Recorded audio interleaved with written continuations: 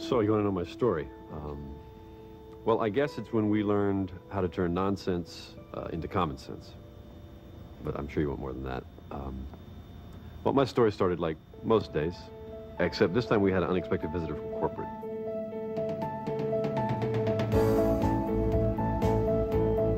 Good morning, Mr. Rogo. How you doing this morning? Hey, I'm hanging in there, Dane. Hanging in there.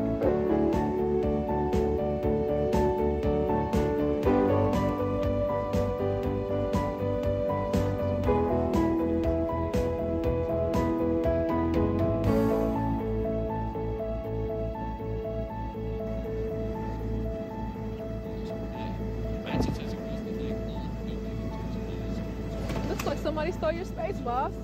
Yeah, either that or they decided to buy me that new car. No. Oh, good. You're here. Guess who showed up this morning? Peach. Yeah, I know. He took my parking space. Well, he's driving everybody half crazy. He's rolling around the floor, ranting and raving about some Bucky Burnside order. What's wrong with it? What's 3 weeks overdue? Peach is the division VP, and Bucky Burnside is his golf partner. Okay. But it means stopping work on 2 other jobs and tearing down the major setup. And I got a lot of other stuff that's way more than 3 weeks overdue. Well, I'm sure Peach has his reasons. We got to do it. Where is he anyway? He's in your office. Good luck. He's in rare form. Hey.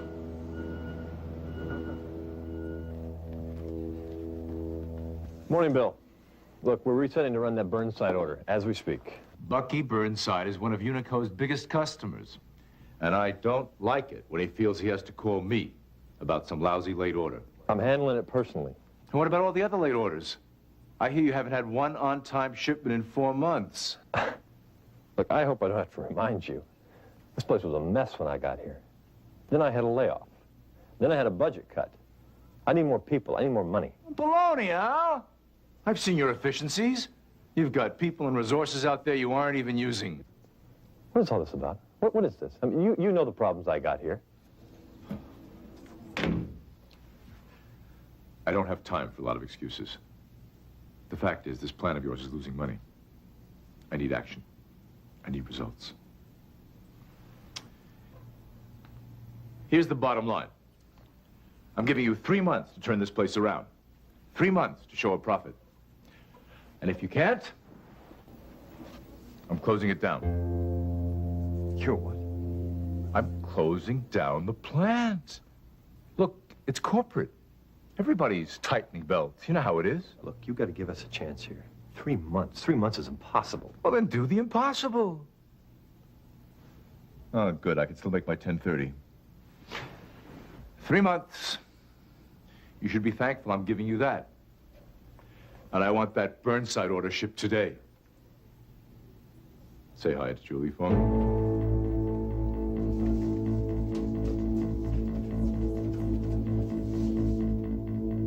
But we did get the Burnside order out, even though it meant delay just about every other order in the plant. We lost time and money. At the time, all I could think about was the 280 people who were going to be out of a job. I felt responsible. And I kept asking myself, you know, why can't I manage any better than this? But that night, I didn't go home right after work. I needed to think. You know, I couldn't figure out what I could do. You know, I'd already cut costs to the bone. And I was pushing people as hard as I could. I mean, what else was there? I didn't know. I just didn't know. Then I remembered Jonah. See, a few weeks back, I'd run into an ex-professor of mine. Jonah? Jonah, I'm Alex Rogo. I used to be one of your students. Do you remember? Oh, yeah. Alex. How are you? Alex Rogo. How wonderful to see you. You too. Yes. Sit down. Thank you. What have you been doing with yourself these days? Well, I'm managing a plant for Unico. Really? Yeah, I'm here on a panel. We're discussing manufacturing robots. Robots. I'm into research on robots myself. Really? Oh, I tell you, ours have been a godsend. Since we put those things in, we've had like 36% increase in productivity. You mean you've earned 36% more money just by installing some robots? Incredible. Not exactly. No, I mean, the increase was just in a certain area. It wasn't in profit. I don't understand. If you didn't earn more money, how can you say that you've had an increase in productivity? No, I don't understand. Let me ask you something, between us. Have you sold more product because of these robots? You mean is the plant's throughput up? Well, no, but that wasn't really the idea. Have you reduced expenses in your plant?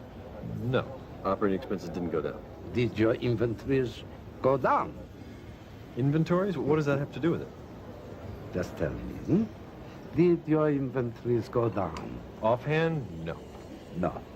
Well then, if you didn't sell more goods, and you didn't reduce the expenses, and your inventories didn't go down, then you can't tell me that your robots have increased productivity. You see, my price per part has gone down. My efficiencies are up. Efficiency? Are you using the right measurements? Final call, United Airlines flight number 700. Oh, that's me, Alex. I have to go. So, what I'm hearing you saying is that you don't think efficiencies are important. Efficiencies aren't the goal of a business. Why do you think your company built your business? To show off its efficiencies? No, no. Then why? To make money. Right. If the goal of a business is to make money, then you can call something productive if and only if it makes the business more money. If I were you, I'd take a good hard look at those robots of yours. I think you'll be surprised at what you find. Okay, I will. Good luck. Thank you. You too. Oh! Here's a little memento from an eccentric friend. At the time, I didn't see the importance.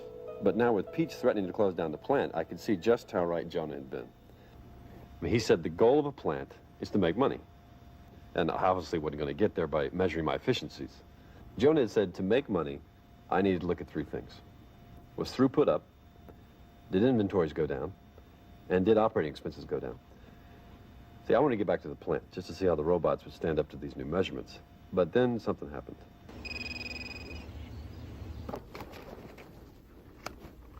Hello. Oh, hi, honey. Yeah, honey, I'm sorry. I totally forgot. Look, I'll be right home, okay? Okay, bye.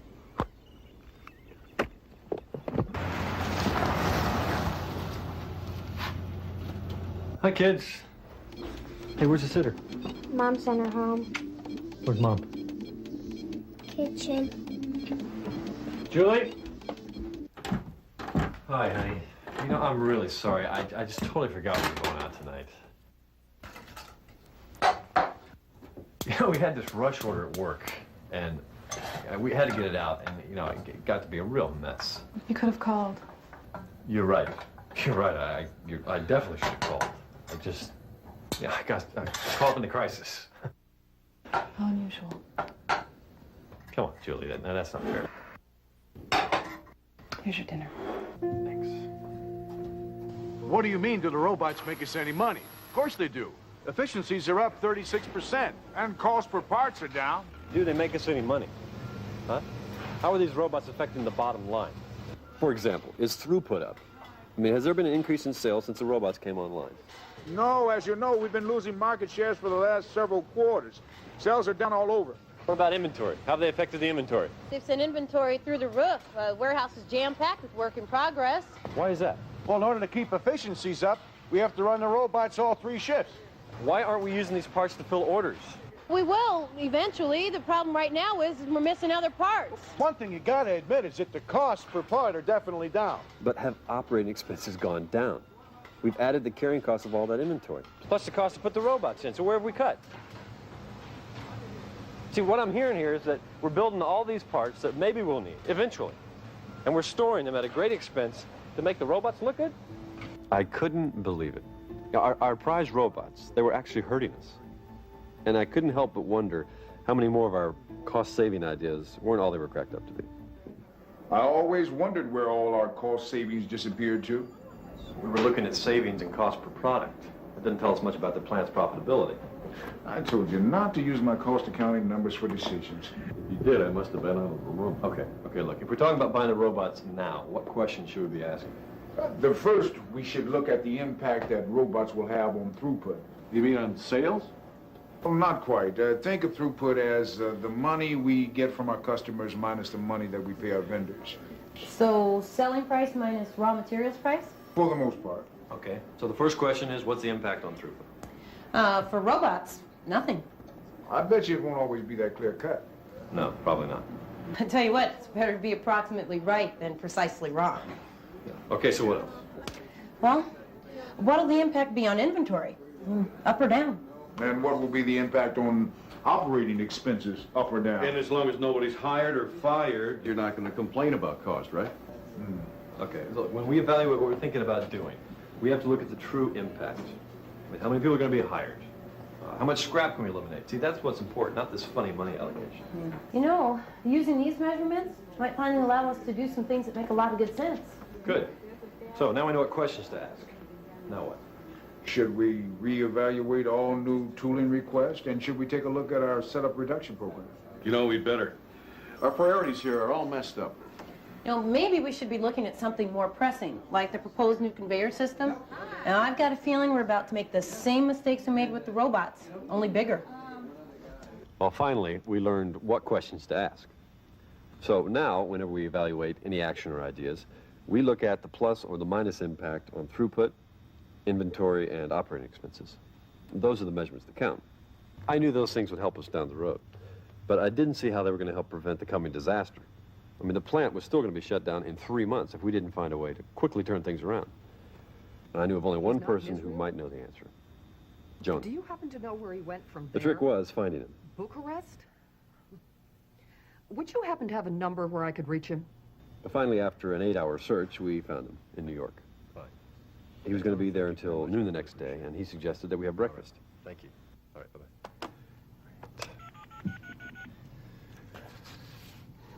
Hi, honey. Yeah, it's me. Look, about going out tonight. I'm really sorry, but I have got to be on a 10 o'clock flight to New York tonight. The next morning, I brought Joan up to date on the situation at the plant. Well, you were right about the robots. Our sales are down, our costs are way up, and our inventory is just right through the roof. And I just don't know what to do about it. I would really like to be able to help you, Alex. But afraid, you know, I haven't got very much time. I can give you a few basic concepts. And then I think you'll be able to work your solutions for yourself. I don't think you understand. I only have 3 months. 3 months, ah! More than enough, if you're diligent and you keep an open mind. Okay. All right, well, I thought we might start with the robots. The robots? Forget about the robots. Yes, there are much more fundamental issues here. Tell me this, why, with all your firm's wonderfully efficient technology, does everything run so slowly? Why? Why do you have so many back orders? I think it's because we're maxed out. I mean, we don't have enough personnel, enough capacity. Thanks. But didn't you say that your inventories were going through the roof?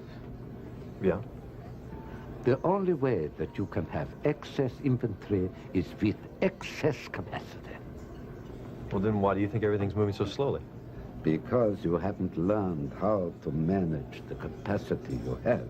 You're thinking in isolation. You're measuring the efficiencies of this machine with this machine, this machine. Those efficiencies, they tell you nothing. What do you mean to tell me nothing? They tell you nothing about the overall productivity of the plant. Now, this is your plant.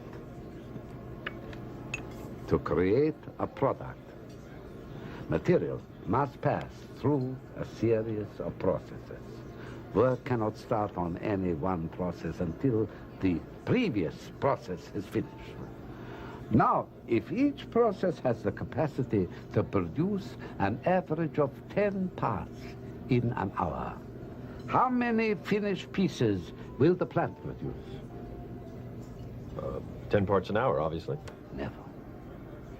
The plant can never produce 10 parts in an hour. Never. What does an average of 10 parts in an hour mean? Well, it means some hours you're going to have 11, and some hours you'll have 8 or 9. The time it takes for each machine fluctuates. An average of 5 minutes. It could mean 3 minutes, and it could mean a half an hour. Yep, right. But doesn't it all just average out in the end? In isolation, yes, but in combination now. Think about how each process affects the other. Excuse me, Jonah, we're late. Oh, yes, Lord, I'm so sorry, Alex. I have to go. What do I do now? Just think about what I told you. And then what? And then, look for your bottleneck. My what? Your bottleneck. Look for it. Okay. Take care. All right. Goodbye. All right, thank you. Thanks, Jonah. I needed answers, and I got riddles. But at least I got home for dinner, for a change.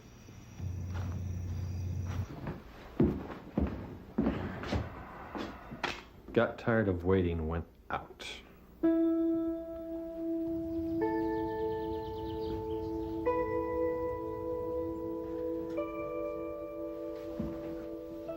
Dad. Dad, wake up. Huh? We're gonna be late for the hike. What hike? The hike to the ledges. You said I could volunteer you. Remember? Yeah. What time is it? 7:30. What are you doing sleeping down here? I was waiting for your mom to come home. She's upstairs sleeping. Come on, we're gonna be late. Yeah, okay. Let me get some clothes on, buddy.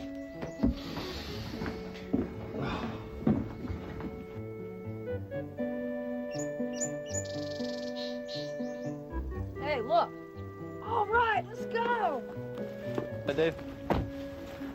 Hey, guys. Hi. So, where's Mr. Bendel? Couldn't make it. How come? He's sick. Hemorrhoids. Good thing you came, Mr. Rogo. We better get going. Yeah. Does anybody know where we're going? Here's the map. The trail starts over there. Well, let's gather around and try to figure out where we're going, huh? We just start here, because we're right here. All right. It was a 10-mile hike. I figured that ought to take us 5 hours. No problem. I started thinking about what Jonas said. It still didn't make much sense. If a piece had to go through 5 machines and each one averaged 10 pieces an hour, then every hour we'd finish 10 pieces. It was common sense. But Jonas said no. Why? Hey, Dad? What, son? Shouldn't we stop and light up? They're getting pretty far back. Hey, come on, guys. Come on, everybody. Let's stay together. Come on, hustle up, guys. Hey, Ron, why don't you take the lead, okay? Okay. Keep a nice, easy pace. Yeah. Everybody, let's try to stay up with Ron, okay? Come on, guys, hustle up.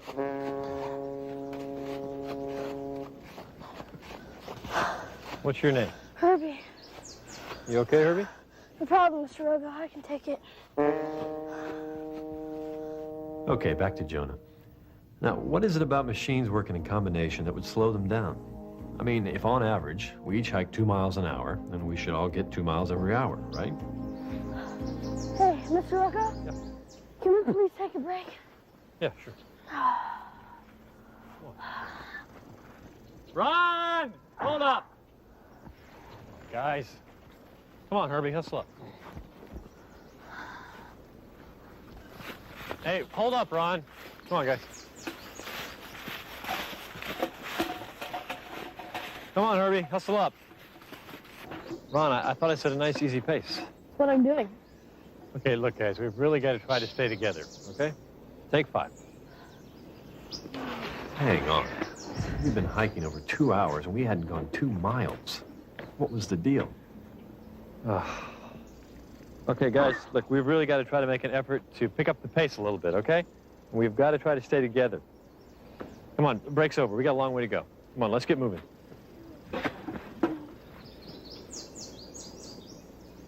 We hadn't gone 100 yards before the gaps started to appear again.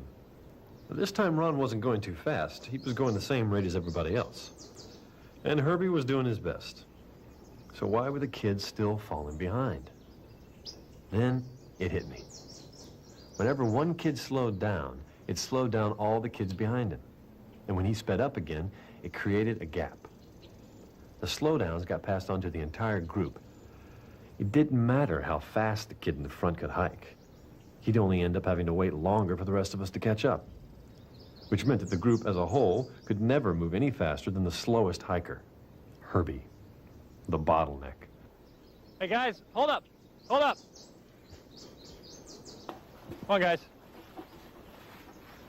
Okay, look, guys. I have an idea. From here on in, Herbie is going to be our leader. Me? No, you can't do this. But he's the slowest. With him leading us, we'll never get there. No, but the point of the hike is not to see who gets there the fastest.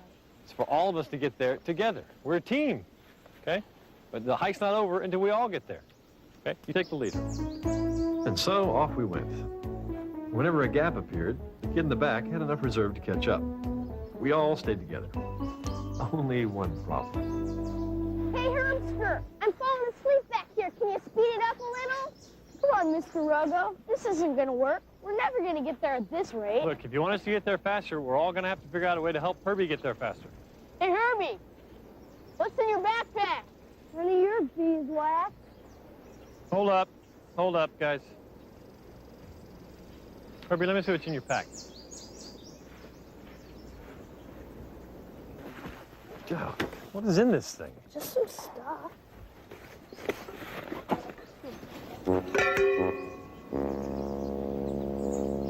Son, what were you thinking here?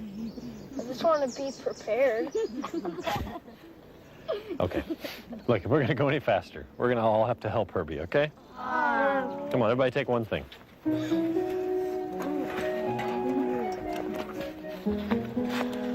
How's that? Much better. All right, troop, forward march.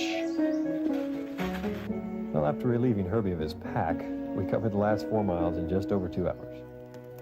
What's more, I was beginning to get some clue about Jonah's riddle. The key to unleashing hidden resources was to find the bottleneck and do whatever you could to help it move faster. Now, it worked with a bunch of Boy Scouts. But how was I going to make it work at the plant? Well, I finally broke the news about Peach's deadline. 3 months. What does he possibly think we can accomplish in 3 months? Look, I've been thinking. Now, ultimately, the goal of this business is to make some money, all right? We can do that in 3 ways. We can increase our sales, we can cut our costs, and we can decrease the inventory, all right? I tried to explain about Jonah and the bottlenecks, but they weren't exactly buying it. I figured our only hope was finding Jonah. Hang on. Again. Alex, we've got him. On 2. By some miracle, he was passing through this part of the country, and he agreed to stop by the plant.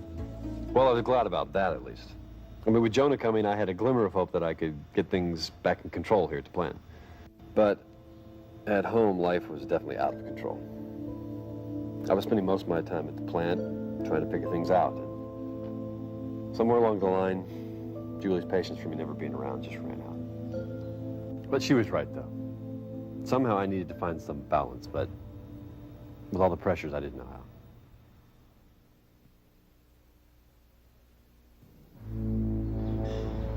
That Thursday, Jonah arrived. What I don't know is how we can apply the idea of the bottleneck to the problems we have here at the plant. Tell me, what do you think of bottleneck is? Well, I'd say that they're a constraint in a system, like when you narrow 3 lanes down to 2. Or precisely, a bottleneck is any resource whose capacity is less than the demand placed upon it. Bottlenecks control the rate of output for the entire plant. Okay, so how do we find him? I mean, if the bottleneck controls throughput, shouldn't our first step be to find it? I guess we could calculate the demand for every resource, every piece of equipment in the plant, and compare it to capacity figures. Yes, you could. But how accurate is your data? There are some quick indicators you could look for. Which work area has the largest pile of work in progress waiting to be processed? Well, I can tell you that right off the bat. It's the NCX-10. I mean, now, looking back, it seems so obvious. But that's the way a lot of issues are. So simple. Just common sense. I mean, the first step for us was to find or identify the bottleneck, the system constraint. Still, I remember how surprised I was with what we found.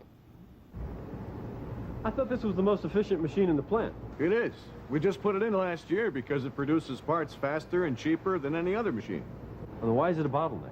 See, we got rid of the old machines when we bought this one because they were just way too inefficient. And now the demand for these parts is greater than the capacity of this machine to produce them. So what do we do? Well, there's only one thing to do. You have to find more capacity. No, but Jonah, we don't have the money for more capacity. Or the time to install it. You don't need more money or more time. If you're like most businesses, you have capacity that is hidden because You just don't know where to look for it. But, Jonah, we have this machine. It runs all 3 shifts. Oh? How many hours a day is this machine down? I'd say between breaks, lunch, and shift changes, it's down maybe 4 or 5 hours a day. Every one of which could be an hour of capacity added to the entire plant. You have to realize that because this is a bottleneck, it determines the rate of output for everything else. An hour gained on this machine is an hour gained for your entire plant. He was right. Any time gained on the NCX-10 moved the whole plant faster. So, we found we needed to decide how to exploit our constraint, how to squeeze the maximum out of it. And we did it.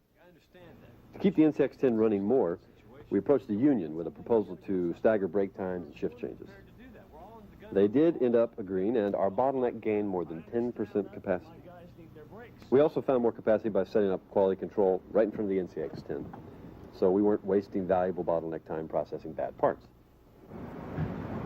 Good. So how are we doing? Pretty good, I think. Shipped out 8 orders last week. That's it? That's 3 more than the week before. Why is this thing shut down? I don't know. Let me get the foreman. Tony? Tony! Hey, what's up? Why is the machine down? It's between setups. The setup guys are busy working on another machine. How long is it going to be down? I don't know, hour or 2? Tony, don't you know this is a bottleneck? Who? Look, Tony, we got to get a couple things straight here.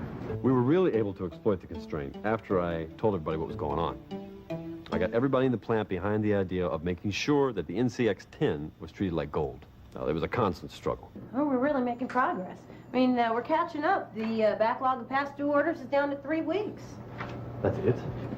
Well, I mean, we have other things to work on, too, not just backlog. How come?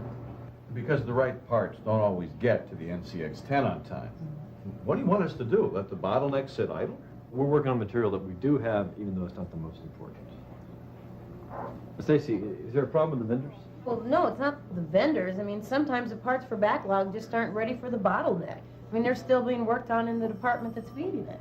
How come those departments aren't bottlenecks? They should have plenty of idle capacity. Do you mean idle capacity? The non-bottlenecks still have to work. Well, follow me, I want to show you something. Now, correct me if I'm wrong, but I believe what we have here is a fine example of a non-bottleneck machine. Okay, so what's your point? How many hours a day does this thing run? 3 shifts, same as every other machine. We keep it at full capacity. Right. Why? Why? Well, what are we supposed to do? Let it sit idle and do nothing? Okay, what happens when this machine produces more parts than the bottleneck can handle? Well, we store it as inventory until we need it. What does it cost to store that inventory? Enough. A lot. Yeah, exactly. So what we're doing, we're using all our capacity to produce parts we don't need. And we're spending a fortune to store them until we need them. Now, does that put us any closer to our goal? No, I guess not. So what are you driving at? What I'm driving at is that we rethink the way we manage our other machines. How? Well, suppose we choke the release of materials to all the non-bottleneck machines. Right? We subordinate all the non-bottlenecks to the pace of the NCX-10.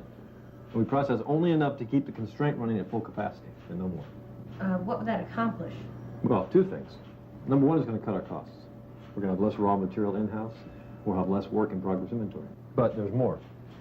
Choking the release is also going to reveal the capacity we need to guarantee what the bottleneck needs will always be there. Hold it. How do you figure that? Because we're not going to be wasting our capacity processing excess inventory. We can concentrate on getting orders out the door as opposed to into a warehouse. But if I have less inventory on the floor, that means I'll have to do more setups. It does mean more setups, but you got to remember, those are non-bottlenecks.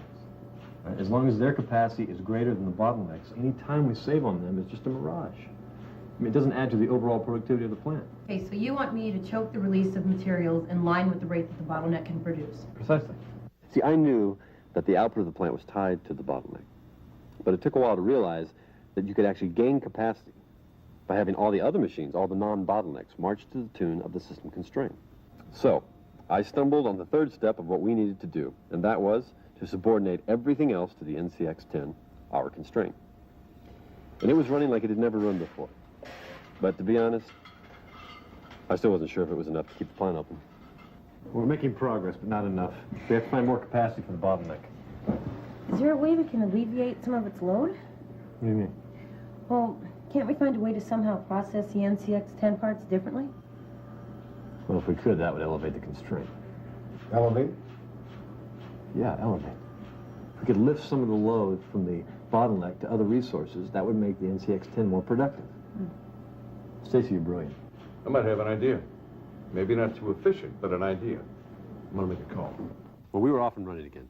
But this time our mission was to find ways to lift away the constraint and elevate the NCX-10 to a new level of productivity. We elevated the NCX-10, removing our constraint, by finding alternatives to processing parts on other machines. Can't we process this on the N11? The N11 can't handle this part. Well, what if we ran it first on the A15 processor? Maybe, but it means 2 setups. That's okay. That's okay. Just show me how we can do it. And Bob, well, he brought me what he called a surprise gift. Ta-da! What is that? That is a Semegma. They don't make them anymore. I'm glad to hear that. It looks state-of-the-art 1950? Yeah, maybe, but the beauty of this little baby is that it can process NCX-10 parts. Maybe not too efficiently, but it could give us 15% more production. What did it cost? Well, we did have to pay the rental fee on the truck. And it even works. I checked it myself. Well, Bob, that could be just about the best present anybody ever gave me. What's this? I'll tell you in the toast I'm gonna make, just as soon as everybody has something to swallow. I went through the records and I discovered that this month we have done better than any month in the history of the plant. So, here's to a new plant record. Here's to it. Congratulations. Well, it felt great just to take a moment and celebrate. And that night, I even asked Julie to go out to dinner to one of the nicest restaurants in town so we could celebrate together, for once. Unfortunately, she didn't share my enthusiasm. We still couldn't find any common ground. So I turned to where the odds were better. Back at the plant. Good news. As of 3 this afternoon, we're caught up on our entire backlog. No kidding. Hey, you just don't appreciate how good we are. No, I do, but... Oh, but what? You afraid we're going to ask for a raise? No, not that. I mean, just, there's a good chance that corporate's still going to shut us down. And I'm just thinking, what does it mean that we were able to eliminate the backlog? That means that we were supplying the NCX-10 faster than we were getting new orders. That means that the NCX-10 isn't a constraint anymore. Right. So if the constraint is no longer in the plant, then it must be in the market. Good. Now it's marketing's hot potato. Yeah, what we should be asking is what can we do? Like what? Well, if the NCX-10 is no longer a constraint, what happens if we keep running it at full blast? Means we're going to have a lot of finished goods on our hands. Which costs us a lot of money to store. I feel like we're going around in circles. Well, it was a circle, all right. And that revelation meant we had to start all over again by going back to step 1. And at the same time, we had to take a look at all the decisions we had made when the NCX-10 was a bottleneck. Actually, we changed quite a few of them. The following Monday, I had a meeting with Peach. He wanted an update on how the plant was doing. So, as you can see, we've practically wiped out our backlog of overdue orders. We're starting to show a profit. Very impressive. Good job. So, we off the hook? No. No. Look, we're on our way back. We're starting to make money here. Look. You've had one good month. Can you give me a second? A third? Absolutely. Maybe. You've caught up on your backlog. What have you done to control costs or build up your efficiencies? But no buts. You've had one good month. Good job. But it's not enough. What's it going to take? Give me another 15%. If you can deliver that, you can stay open. I think we can do that. Another 15%? Is he out of his mind? I must have been out of my mind. I had no idea I was going to come up with another 15%. After all, the constraint wasn't in the plant anymore. It was in the market. It was outside of my control. Or so I thought. Alex Rogo. What brings you to this glue factory? Howdy, Johns. How's life in the exciting world of marketing? Well, could be better, could be worse. You don't look like you're doing too bad. I see you still have those high-ticket Gucci's. Yeah, well, you gotta work the image. Say, listen, I'm hearing good reports about that plant of yours. Yeah, we're trying some new stuff. Got the back orders down. What's the sales outlook? Funny you should ask. Just talk to an old pal of yours, Bucky Burnside. Yeah, right. What's his problem now? Get this. He got himself into a major bind, and he needs 2,000 Model 12s in 2 weeks. 2 weeks? Can you believe it? I mean, 2 months, maybe. Hold on, what if I said we could deliver that order? I would say you need to seek professional help. And then I would say I'd rather tell him no than make him a promise I can't deliver on. Well, I have to talk to some people, but I think we can deliver the order. Matter of fact, I'll bet you a pair of those Gucci's that we deliver the order. Al, you are a maniac. But you're on. You are on, my friend. Right. I'll catch you later. That order could give us the 15% we needed, but I had no idea how we were going to do it. I did not see how we could do it in 2 weeks, but I knew we had to. We had to find a way to exploit the market constraint by shrinking the delivery time to Bucky Burnside. The next morning, I filled everyone in on Peach's latest ultimatum. And I dropped the bombshell. Well, there is one piece of good news. We have an opportunity to fill an order for Bucky Burnside for 2,000 Model 12s. Hey. But he needs them in 2 weeks. 2 weeks? Yes. There's a 2-month lead time on Model 12. Cannot be done, no how, no way. Okay, maybe not. Let me ask you a question. Say we get a batch of 1,000 parts, and we process one of those parts. Now, what are the other 999 doing? Waiting. Which makes my point. It's not that we don't have enough time. It's that we're wasting it. If we cut that batch in half, that means that batch goes through the whole process in half the time, right? Right, but it still won't work. Most of the time, batches are waiting in the queue for the machine to do another batch, so...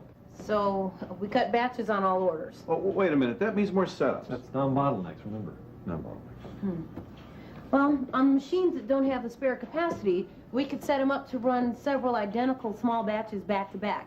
See, that way we don't have to worry about resetting the machine. I don't like it. I don't think we have much choice. Our constraint is the market. And the only way to exploit that is to have fast response and faster delivery, right? But we have got to subordinate everything based on that decision. That means cutting batches. If we don't get this order, there's no way we'll make that extra 15%. Peach will shut us down. Okay, if we have to, we have to. But I still don't like it. You know, there's one small problem. What? Well, Model 12s require control modules, and we have about 500 in-house. And I know the vendors can't deliver the rest that fast. All right, can they deliver 500 by next week? I can call. All right, you call them, I'll call Johnny Jones. We couldn't deliver the whole order in 2 weeks, What but he we said. could deliver 500 units each week for 4 weeks. Wait a minute, he said he prefers 500 a week? So we got this order. Got the order. Thank you. Thank you, Johnny. Might use to save my plant. But we went through what I now call the process of ongoing improvement, a second time. The market was now the constraint, and to exploit it, we had to be fast. So we subordinated all decisions to that. We started to move things in small batches, and the plant shifted into high gear. Something that used to take 3 weeks took 3 days. Still, it was going to be close. So, what do our profit figures look like? Well, I don't know about 15%, but we're not doing bad. What are they? Maybe 11%. That's not good enough. We need 15. He wants 15. Alex, you're not going to believe this. Is that a helicopter right here? It's landing in the parking lot.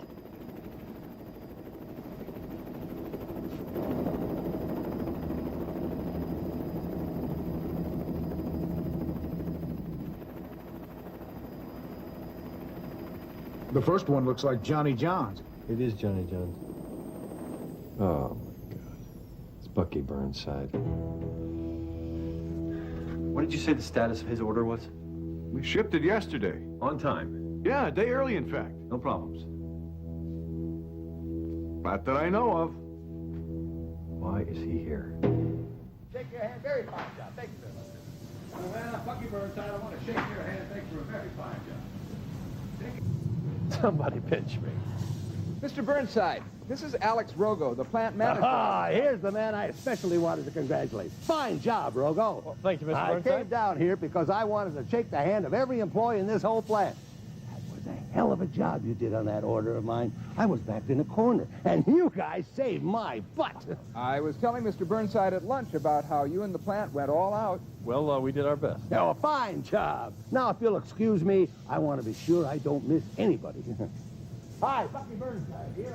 We're getting together with his people next week to talk about a hefty, and I do mean hefty, long-term contract for Model 12s.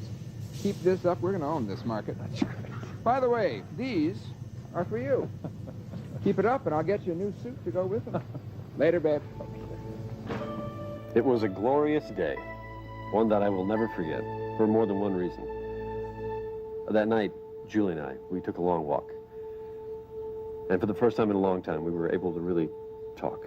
And she reminded me of something. You remember when you asked me about the goals of our marriage? Yeah. What do you think they should be? I think we should try to understand each other better. I think we should work harder to make sure that our kids grow up to be good people. Well, do you think you're doing anything to get us there? Not much. You know, if I've learned anything in these past couple months, it's that you can just work so hard sometimes. You don't even ask yourself anymore, all this that I'm doing, does this get me any closer to where I want to be? So what now? What now? You want to get married?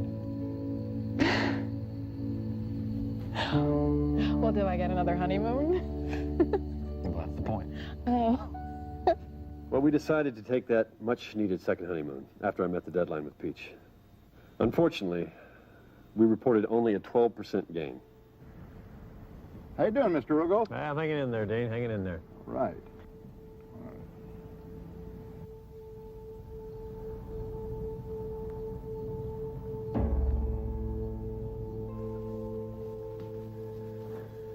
Okay, Bill, I know 12% is not 15%, but we did the best job we could, and I couldn't pull it off, so.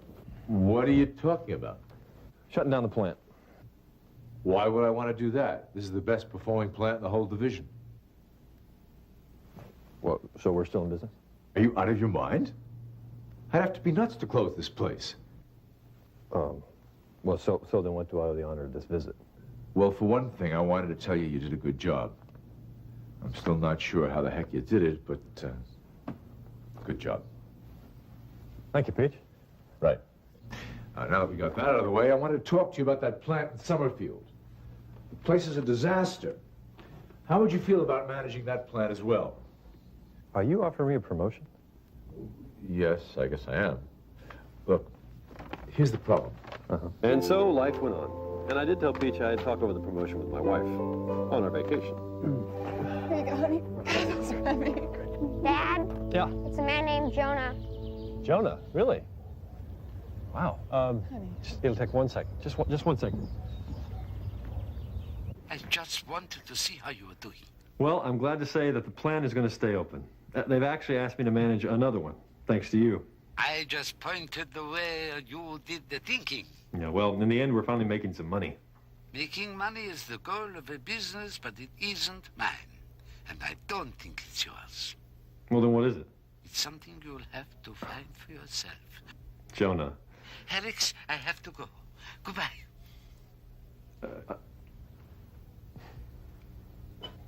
Bye, Jonah. Jonah. Without his guidance, I would have been looking for a new job.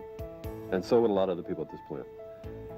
He showed me a process of ongoing improvement, the theory of constraints. First, you need to look for your bottleneck, identify the system constraint, then decide how to exploit it. How do you get everything you can out of it? Next, subordinate everything else to the above decisions. And then elevate the constraint to a new level of productivity, strengthen it. And once you've done that, it probably isn't a system constraint anymore. And so then you need to go back to step one and start looking for your new constraint all over again, your new bottleneck, your new challenge to overcome. Sound like a never-ending process? Well, it was. Well, it is. But that's the answer to your question. How did it all start? I mean, how do we turn a division that consistently fared poorly into the most profitable one? Well, it's because a man named Jonah showed me some tools to use to help me turn nonsense and common sense.